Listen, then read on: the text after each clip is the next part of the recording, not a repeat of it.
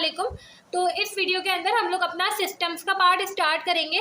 थोड़ा सा इंट्रोडक्शन देख लेते हैं कि हम लोग क्या काम करने वाले हैं। हमारे पास जो इलेक्ट्रिकल सर्किट्स मौजूद होते थे, ठीक है, हम लोगों ने सर्किट एनालिसिस में पहले भी ये काम किया हुआ है, हम लोग वापस से कर रहे हैं। क्या काम कर रहे हैं? हम लोग ये काम करते थे कि भाई हमारे पास जो सर्किट एनालिसिस होता था उसमें जो सर्किट्स गिवन होते थे उसमें कैपेसिटर या फिर इंडक्टर का हम लोग वोल्टेज या फिर करंट का रिस्पॉन्स निकाल रहे होते थे। कैपेसिटर होता था तो वोल्टेज रिस्पॉन्स निकालते थे और इंडक्टर होता था तो करंट का रिस्पॉन्स निकालते थे।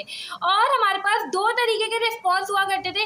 एक रिस्पॉन्स हमारे पास जब होता था जब सर्किट के अंदर सोर्स नहीं होती थी। अगर आप थोड़ा सा याद करें, सर्किट के अंदर जब सोर्स नहीं होती है तो कैपेसिटर और इंडक्टर अपनी एनर्जी सर्किट को दे रहे होते हैं, तो वो हमारे पास नेचुरल रिस्पॉन्स कहलाता था सर्किट का। वही नाम इधर सिस्टम्स के पार्ट में, सिग्नल एंड सिस्टम के कोर्स में, वही जो आपका नेचुरल रिस्पॉन्स है उसे हम लोग जीरो इनपुट रिस्पॉन्स कह रहे हैं। ठीक है, एक ही बात है दोनों। नेचुरल रिस्पॉन्स कह लें आप सीए वाला, या फिर इधर आप जीरो इनपुट रिस्पॉन्स कह लें। इसी तरीके से वहाँ पर एक काम हम लोग और करते थे। हमारे पास जब सर्किट के अंदर सोर्स लगी हुई होती थी तो हमारे पास उस सोर्स की वजह से भी कोई रिस्पॉन्स होता था और कैपेसिटर और इंडक्टर भी एनर्जी दे रहे होते थे तो उसकी वजह से भी रिस्पॉन्स होता था। तो वो हमारे पास स्टेप रिस्पॉन्स कहलाता था।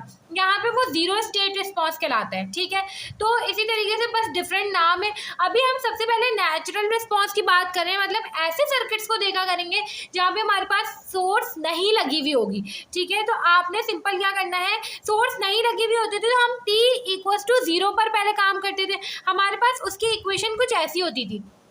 अगर मैं इंडक्टर की बात करूं, I = I0 - T/τ, कुछ ऐसी इक्वेशन हुआ करती थी नेचुरल रिस्पॉन्स की। ठीक है, तो ये I0 कैसे आता था, I@0 आता था। ठीक है, तो हमें यही काम यहाँ पर करना है, मगर यहाँ पर हमें कोई सर्किट अभी मौजूद नहीं है। अभी हम पहले सिंपल जो हमारे पास कोई भी सिस्टम है, फॉर एग्जाम्पल इलेक्ट्रिकल सिस्टम है, वो इस डिफरेंशियल इक्वेशन से अगर हमने रिप्रेजेंट किया हुआ है, ठीक है, तो हमें कह रहे हैं कि इसका जीरो इनपुट रिस्पॉन्स निकालो। अभी आगे यही काम हम लोग सर्किट के ऊपर कर रहे होंगे, मगर ये पहले बेसिक क्वेश्चन है। जब हमें डिफरेंशियल इक्वेशन गिवन होगी तो हमें उसका जीरो इनपुट रिस्पांस किस तरीके से निकालना है वो देख लें। अब देखिए, जीरो इनपुट रिस्पांस के लिए सबसे पहला काम तो आपको ये याद होना चाहिए कि xt जो है वो आपके पास जीरो होता है, तो ये वाला जो पार्ट होगा वो आपके पास पूरा जीरो हो जाएगा। आपके पास सिर्फ ये वाला पार्ट बचेगा। ठीक है, और इस वाले पार्ट में भी ये आपके पास d²/dt², ये डेरिवेटिव का ऑपरेटर होता है, तो इसको हम कैपिटल D से रिप्रेजेंट कर सकते हैं। अब क्योंकि स्क्वायर लगा हुआ है तो d² कह सकती हूँ मैं, और d/dt को मैं कैपिटल D कह सकती हूँ। ये D ऑपरेटर होता है। ठीक है, तो सिंपल आप अपनी इक्वेशन को सिंप्लीफाइड फॉर्म में लाने के लिए करते हैं। डिफरेंशियल इक्वेशन में हमने काम किया था, तो d²/dt² की जगह मैं क्या लिख दूंगी, d² लिख दूंगी और yt एज इट इज लिखूंगी। यहाँ पे प्लस का 3 d/dt लिखा हुआ है तो यहाँ पे मैं d लिख दूंगी सिंपल, और यहाँ पे yt एज इट इज, और यहाँ पे 2y एज इट इज, और xt 0 है तो ये पूरी चीज़ 0 हो जाएगी। अब यहाँ से मुझे दिख रहा है कि yt मैं कॉमन निकाल सकती हूँ, तो ये हमारे पास हो जाएगा d² प्लस का 3d प्लस का 2 = 0। अब देखें, ये जो है आपके पास जीरो के बराबर है, तो हम इस पूरे ब्रैकेट को जीरो के इक्वेट कर सकते हैं। ठीक है, तो हमें इसके रूट्स निकालने इक्वेशन के, 3d प्लस का 2 = 0। अब रूट्स निकालने के लिए तरीकेकार ये होता है कि d जो है वो आपके पास d/dt के बराबर है, तो ये आप इस तरीके से नहीं कर सकते कि आप इसके रूट्स निकालना है। आप dy/dx से कैसे रूट्स निकालेंगे? ठीक है, आपके पास कोई वेरिएबल होता था, फॉर एग्जाम्पल आपके पास ऐसी इक्वेशन हो a² प्लस का 2a + b, तो आप ऐसे निकाल सकते हैं ना वेरिएबल्स का, आप किसी ऑपरेटर के रूट से निकाल सकते हैं। तो हम क्या करते हैं कि जो d होता है इसको लैम्डा से रिप्लेस कर देते हैं, तो ये हो जाता है हमारे पास λ² प्लस का 3λ प्लस का 2 = 0। ठीक है, अब सिंपल आप सिर्फ इस इक्वेशन के रूट्स निकालने तरीका क्या होता है, आप कैलकुलेटर से सॉल्व कर लें अपनी इक्वेशन, तो ये आपके पास हो जाएगा 5 पे जाएं और ये 3 पर जाएं। ठीक है, तो ये हो जाएगा 1, 3 और 2, तो आपके पास रूट्स आ जाएंगे, मॉड पे जाएंगे, 3 पे जाएंगे, 1 पे जाएंगे। रूट्स आ गए हमारे पास, एक रूट आ गया -1, λ1 बराबर आ गया -1 के, और हमारे पास जो दूसरा रूट आ गया वो -2 के बराबर हो गया। अब देखिए, ये असल में मेरे पास एंगल इसलिए आ रहा था, वो मैंने दूसरी फॉर्म में किया हुआ था, तो मैंने फॉर्म चेंज कर दी। आपके कैलकुलेटर में सिंपल इसी फॉर्म में आएगा। ठीक है, तो सिंपल जैसे आपके पास रूट्स आ गए तो रिप्रेजेंट करने का तरीका ये होता है कि आप y की इक्वेशन को y ऑफ t, ये जो y ऑफ t है ये कुछ इस तरीके से रिप्रेजेंट हो सकता है c1 e lambda t plus का c2 e लैम्डा 2t, ठीक है। यहाँ पे लैम्डा 1t लैम्डा 2t आपने सिंपल इनकी वैल्यूज निकाली है, तो y of t equals to c1 e lambda 1 आपके पास क्या है -1 है, तो ये हो जाएगा -t प्लस का c2 लैम्डा 2 आपके पास क्या है -2t, ये आपके पास y आ गया। अब देखिए आपके पास y के लिए यहाँ पे कंडीशन गिवन है y ऑफ 0 इक्वल्स टू 0, ये आपके पास होता है ये t की वैल्यू है ये, और ये आपके पास y की वैल्यू है। तो t की वैल्यू आपने सिंपल क्या पुट करनी है y ऑफ 0 बराबर हो जाएगा c1 e -0 प्लस का c2 e -2 इंटू 0, ठीक है। तो ये हो जाएगा y ऑफ 0 किसके बराबर है 0 के बराबर है, तो ये हो जाएगा e0 आपके पास 1 के बराबर होता है, तो c1 प्लस का e -0 तो ये भी आपके पास 1 के बराबर होता है, तो c1 प्लस का c2, तो c1 इक्वल्स टू c2 ये आपके पास बराबर आ गए, ठीक है। अब आपके पास जो कंडीशंस गिवन है उसके जरिए y derivative of 0 equals to 5, तो आप क्या करें कि इस इक्वेशन का डेरिवेटिव ले लें, फिर उसमें ये कंडीशन पुट करें c1 और c2 की वैल्यूज निकाल लें, ठीक है। तो ये आपके पास कुछ ऐसे हो जाएगा y डेरिवेटिव ऑफ t, मैं इसका डेरिवेटिव ले रही हूँ, ठीक है, इक्वल्स टू ये हो जाएगा c1 एज इट इज आएगा, e माइनस टी का डेरिवेटिव होगा तो आगे -1 आएगा, तो -1 जब c से मल्टीप्लाई हो जाएगा तो माइनस का c1 e माइनस टी हो जाएगा, प्लस का ये हमारे पास कुछ ऐसे हो जाएगा c2 एज इट इज आएगा, e minus 2t as it is आएगा, आगे -2 आ जाएगा, तो ये हो जाएगा माइनस का 2c2 e माइनस 2t, ठीक है। अब यहाँ पर भी वही काम करें, y ऑफ 0 t जहाँ जहाँ t है वहाँ पे आप क्या पुट करें 0 पुट करें, ये हो जाएगा माइनस का 2c2 e -0 और y ऑफ 0 किसके बराबर है 5 के बराबर है, तो यहाँ पे 5 पुट कर दिया सिंपल, ठीक है। अब इसको किस तरीके से करेंगे 5 इक्वल टू ये हमारे पास हो जाएगा माइनस का c माइनस का 2c2, ये c1 है, ठीक है। अब सिंपल आप इन दोनों को सॉल्व करें, आपके पास c1 और c2 की वैल्यूज आ जाएंगी, जो आपके पास c1 की वैल्यू आएगी वो -5 आएगी, c2 की 5 आएगी। आप यहाँ पे c2 की जगह c1 पुट करके सॉल्व करें, फिर इस तरीके से सब्सटीट्यूशन कर लें, तो आपके पास y ऑफ t जो आपकी मेन इक्वेशन थी वो ये थी, y ऑफ t बराबर आ गया है -5 e माइनस टी के, ठीक है, प्लस का 5 e माइनस 2t के, यह आपका 0 इनपुट रिस्पॉन्स है। जब आपके पास सिंपल डिफरेंशियल इक्वेशन गिवन होगी तो आपने कुछ भी नहीं करना, आपने उन डिफरेंशियल इक्वेशन को इस तरीके से रूट्स निकाल के सॉल्व करना है, आपके पास उसका 0 इनपुट रिस्पॉन्स निकल के आ जाएगा। मगर ये काम हमने असल में सर्किट्स को सॉल्व करने के लिए सीखा है, तो अब हम सर्किट को सॉल्व कर लेते हैं और देख लेते हैं कि हमें इस काम को अप्लाई किस तरीके से करना है। अब देखिए आपके पास ये क्वेश्चन गिवन है, आपको यहाँ पे एक RL सर्किट दिया हुआ है और आपको इसको 0 इनपुट रिस्पॉन्स निकालना है इन फॉर्म ऑफ IT। पहली बात तो यहाँ पे एक चीज़ समझने वाली है, वो ये कि आपको अगर यहाँ पे ना भी बताया जाता कि आपको इन फॉर्म ऑफ IT निकालना है, करंट की फॉर्म में निकालनी है आखिरी इक्वेशन, तो ये आपको खुद से पता होनी चाहिए थी। क्यों पता होनी चाहिए थी? देखिए यहाँ पे हमारे पास इंडक्टर लगा हुआ है, ठीक है।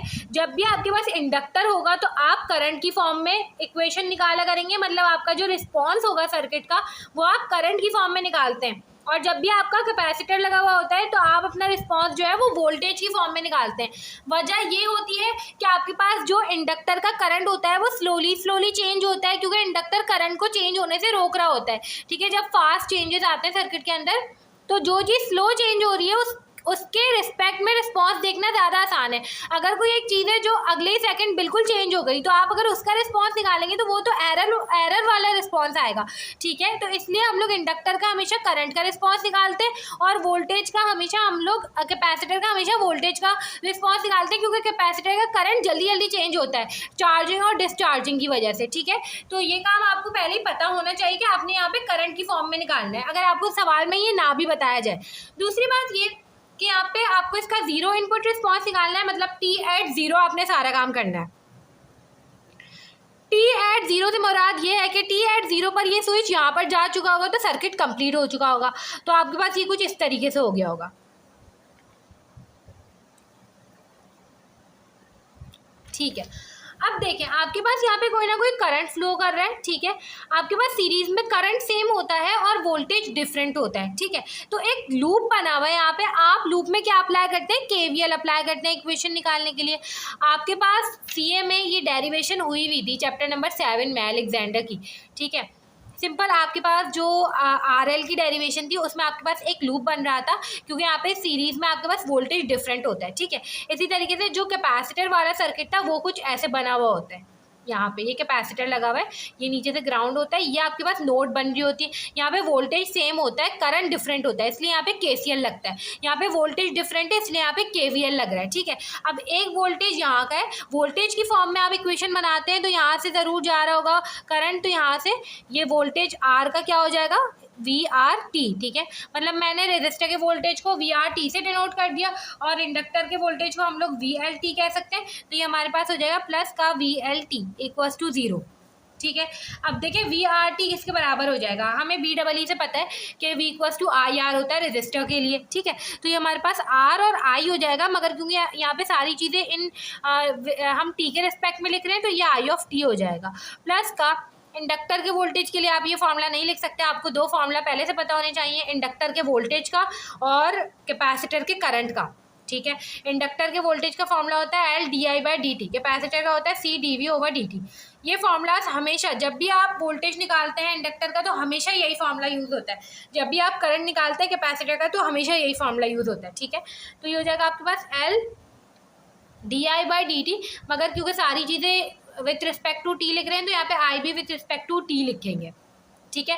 अब डी जो डिफरेंशियल इक्वेशन वाली टर्म है उसको आप पहले लिख दें, LdIT ओवर का dt प्लस का RIT इक्वल्स टू 0। अब एक बात आपको पता होनी चाहिए कि जब भी आपके पास डिफरेंशियल इक्वेशन सॉल्व होती है तो आपके पास for example d² over dx² plus का dy/dx, अगर यहाँ पे मेरे पास 3 लिखा हुआ होता है ना, ठीक है, तो मैं उसको 1 बनाऊंगी, पूरी इक्वेशन को 3 से डिवाइड करके, पूरी इक्वेशन को 3 से डिवाइड करूंगी, इधर भी 3 से डिवाइड करूंगी, ये रूल होता है, ये ऐसी सॉल्व की जाती है आपकी डिफरेंशियल इक्वेशन। तो यहाँ पर आपके पास L होना नहीं चाहिए था, डिफरेंशियल वाली टर्म के साथ L होना नहीं चाहिए था, तो ये L को हटाने के लिए हम सिंपल कॉमन निकाल लेंगे, ये हो जाएगा d/dt, ये हो जाएगा I ऑफ T प्लस का, अब क्योंकि L इस टर्म में नहीं था तो नीचे आ जाएगा R/LIT इक्वल्स टू 0, ये L वहाँ जाके 0 से डिवाइड होगा तो L हट जाएगा, ठीक है। अब यहाँ पे सिंपल मैं IT कॉमन निकाल सकती हूँ, यहाँ पे d/dt रह जाएगा जिसको मैं D लिख सकती हूँ। अभी हमने देखा d/dt को हम कैपिटल D लिख सकते हैं, प्लस का ये हमारे पास हो जाएगा R/L इक्वल्स टू 0।